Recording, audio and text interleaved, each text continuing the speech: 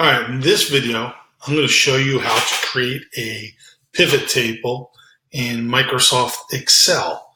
So Excel, this is I have the latest version of Excel as of this taping, 2018. This version of Excel, the way that you create pivot tables in this version is very similar to older versions, so it should work the same. And so I have this data here, which is the MLB baseball 2016 season stats for every player. It's off some open source site that I got it. And so what we're going to do is we're going to click the corner here to select all the data.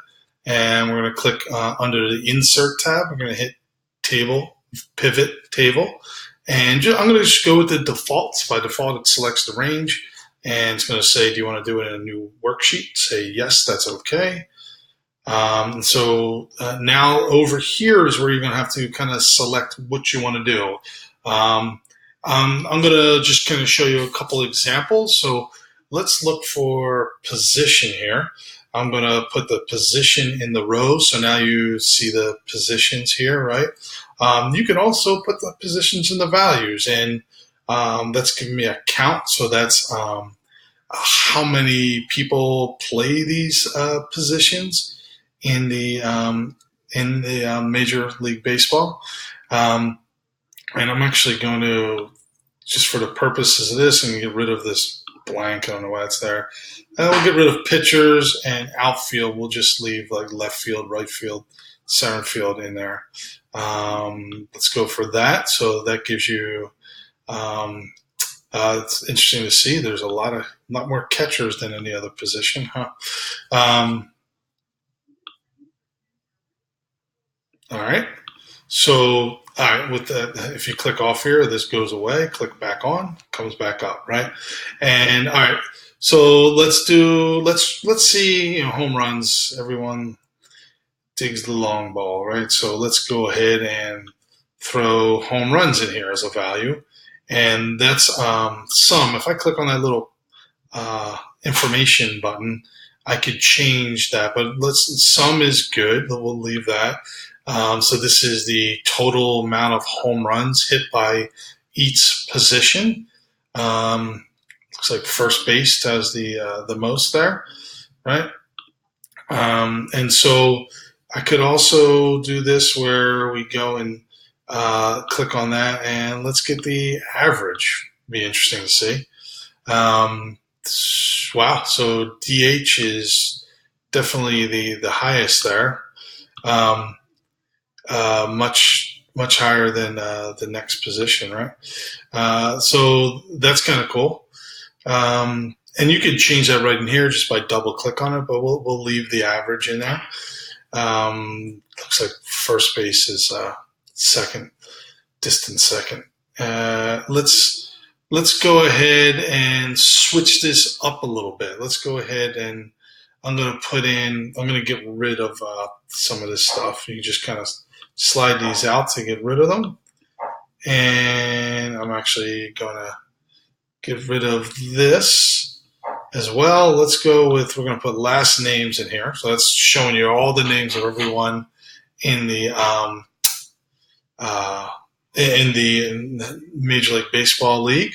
And I'm going to put, I'm going to add age to the filter. I hadn't used that yet, but I'm going to go ahead and put, why is it not letting me select it? Age. There we go. Put it in the filter. And I'll show you how that works in a second. And let's go ahead and put, I'm going to put position in the column, right? And so if I go here, I'm going to deselect and we'll, so I could kind of deselect and reselect, but we'll go, let's look at, a higher age group, like 33-year-olds. And I don't have any values. Let's look at the home runs again, right? So we'll come in here and throw down some values there. And so it's shown me each player, what position they were playing under and how many home runs they got at that position. And why is that first base one so large? Because it's the column label. So, yeah, looks like Cabrera was one of the top home run hitters for first baseman. It's interesting to see. And for first basemen who are 33 years of age, right? So I could add, let's go is there anyone who's 38? Not too many. You're down to just a few at that point. Beltre at 32. And so it's pretty interesting what you can get the view at this. And you can, we can go into this insert and do like a little scatter graph. Just kind of see what it will show you here. And this is, the bases. And here, let's go back to like 33. We'll add that there, right? And get rid of 37. And so let's add a couple more ages, actually.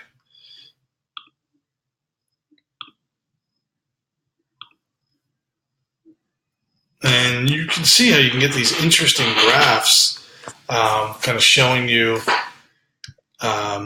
different things here. So let's say instead of last names, we wanted to look at